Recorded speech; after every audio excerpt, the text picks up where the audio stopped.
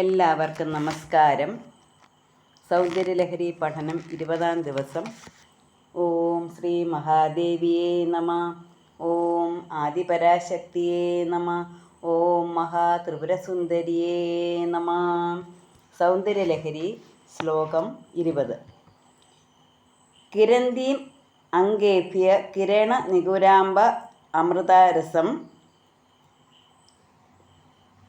ഹൃദി ത്വാമദത്തെ ഹിമകരശിലാമൂർത്തിമിവ യാ സസർപ്പാണാം ദർപ്പം ശമയതി ശകുന്താധിപ ഇവ ജ്വരപ്ലുഷ്ടാൻ ദൃഷ്ട്യാ സുഖയതി സുധാധാരസിരയാ.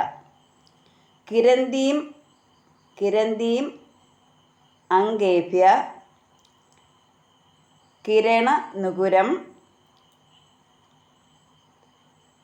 കിരണനികുരുംബാമൃത രസം ഹൃദി ത്വാമദത്തെ ഹിമകരശിലാ മൂർത്തിം ഇവ യഹ സഹ സർപ്പാണാം ദർപ്പം ശമയതി ശകുന്താധിപ ഇവ ജ്വരപൃഷ്ടാൻ ദൃഷ്ട്യാ സുഖയതി സുധാതാരസിരയാ. അല്ലയോ മഹാദേവി, കാന്തി സമൂഹത്തിൽ നിന്നുണ്ടായ അല്ലെങ്കിൽ കാന്തി സമൂഹത്തിൽ നിന്നുണ്ടാകുന്ന അമൃതരസത്തെ അവയവങ്ങളിൽ നിന്നും വർഷിക്കുന്ന ചന്ദ്രകാന്തമണിയാലുണ്ടാക്കപ്പെട്ട പ്രതിമ പോലെ ഇരിക്കുന്ന നിന്തിരുവടിയെ യാതൊരുവൻ ഹൃദയത്തിൽ ഉറപ്പിച്ച് ധ്യാനിക്കുന്നുവോ അവൻ പ്രത്യക്ഷ ഗരുഡനെ പോലെ സർപ്പങ്ങളുടെ അഹങ്കാരത്തെ നശിപ്പിക്കുന്നു എന്ന് വെച്ചാൽ, അല്ലയോ മഹാദേവി. ആ മഹാദേവി എങ്ങനെയുള്ളതാണ്? ദേവിയെ വർണ്ണിക്കുകയാണ്. കാന്തി സമൂഹത്തിൽ നിന്നുണ്ടായ അമൃതരസത്തെ, കാന്തി സമൂഹത്തിൽ നിന്നും ഉണ്ടാകുന്ന കിരണനികുരം, കാന്തി സമൂഹത്തിൽ നിന്നുണ്ടാകുന്ന അമൃതരസത്തെ ഹൃദയത്തിൽ, അമൃതരസത്തെ അതായത് അല്ലയോ മഹാദേവി, കാന്തി സമൂഹത്തിൽ നിന്നുണ്ടായ അമൃതരസത്തെ അവയവങ്ങളിൽ നിന്നും വർഷിക്കുന്ന ചന്ദ്രകാന്തമണിയാൽ ഉണ്ടാക്കപ്പെട്ട പ്രതിമ പോലെ ഇരിക്കുന്ന നിന്തിരുവടിയെ യാതൊരുവൻ ഹൃദയത്തിൽ ഉറപ്പിച്ച് ധ്യാനിക്കുന്നുവോ അവൻ പ്രത്യക്ഷ ഗരുഡനെ പോലെ സർപ്പങ്ങളുടെ അഹങ്കാരത്തെ നശിപ്പിക്കുന്നു. അപ്പോൾ ഒരു സാധകൻ എങ്ങനെയായിരിക്കണം ദേവിയെ മനസ്സിൽ ധ്യാനിക്കേണ്ടത്? ചന്ദ്രകാന്തമണിയാൽ ഉണ്ടാക്കപ്പെട്ട പ്രതിമ പോലെ ഇരിക്കുന്ന നിന്തിരുവടിയെ യാതൊരുവൻ ഹൃദയത്തിൽ ഉറപ്പിച്ച് ധ്യാനിക്കുന്നുവോ അവൻ എന്താണ് ചെയ്യുന്നത്? പ്രത്യക്ഷ ഗരുഡനെ പോലെ. അപ്പം സർപ്പങ്ങളുടെ അഹങ്കാരത്തെ നശിപ്പിക്കുന്നത് ആരാണ്? ഗരുഡൻ.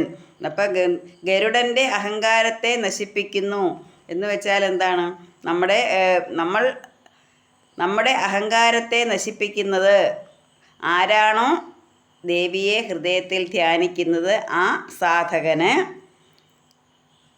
ഈ പറഞ്ഞ പ്രത്യക്ഷ ഗരുഡനെ പോലെ സർപ്പങ്ങളുടെ അഹങ്കാരത്തെ നശിപ്പിക്കുന്നു.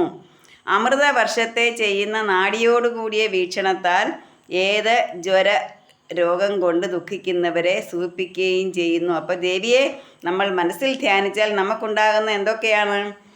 പ്രത്യക്ഷ ഗരുഡനെ പോലെ സർപ്പങ്ങളുടെ അഹങ്കാരത്തെ നശിപ്പിക്കാൻ സാധിക്കുന്നു. അതുപോലെ അമൃതവർഷം ചൊരിയുന്ന, അമൃതവർഷത്തെ ചെയ്യുന്ന നാഡിയോടുകൂടിയ വീക്ഷണത്താൽ, അപ്പം ഈ ആ സാധകൻ്റെ ഒരു വീക്ഷണം മതി, ഒരു നോട്ടം മതി ഏത് ജ്വരവും ഏത് രോഗവും ഇല്ലാതെയാക്കാൻ. അപ്പം ജ്വരരോഗം കൊണ്ട് ദുഃഖിക്കുന്നവരെ സൂചിപ്പിക്കുകയും ചെയ്യുന്നു. അപ്പം വിഷഹരവും ജ്വരഹരവുമായ കാര്യങ്ങളെയൊക്കെ ഇല്ലാതാക്കാൻ എന്ത് ചെയ്താൽ മതി? ദേവിയെ ഹൃദയത്തിൽ ഉറപ്പിച്ച് ധ്യാനിക്കുക. നിന്തിരുവടിയെ കിരണസമൂഹങ്ങളിൽ നിന്നുണ്ടായ അമൃതത്തെ വർഷിക്കുന്നവളായി അപ്രകാരമുള്ള ചന്ദ്രകാന്തമണിയിൽ കൊത്തിയുണ്ടാക്കിയ പാവ എന്ന പോലെ ഏതൊരുവൻ ഹൃദയത്തിൽ ധ്യാനിക്കുന്നുവോ അവൻ വീക്ഷണം കൊണ്ട് തന്നെ വിഷത്തെയും ജ്വരത്തെയും നശിപ്പിക്കുന്നുവെന്ന് സാരം.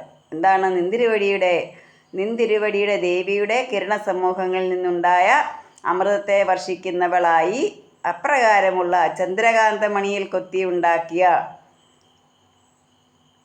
ആ പ്രതിമയെ ഏതൊരുവനാണോ ഹൃദയത്തിൽ ധ്യാനിക്കുന്നത് അവൻ തൻ്റെ വീക്ഷണം കൊണ്ട് തന്നെ വിഷത്തെയും ജ്വരത്തെയും നശിപ്പിക്കുന്നുവെന്ന് താല്പര്യം. എന്ന് വെച്ചാൽ അതാണ് സാരം.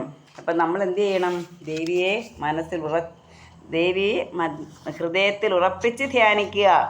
അപ്പം നമുക്ക് കിട്ടുന്ന അനുഗ്രഹമാണ് ഏത് രോഗവും ഏത് രോഗവും ഇല്ലാതാക്കാൻ കഴിയും.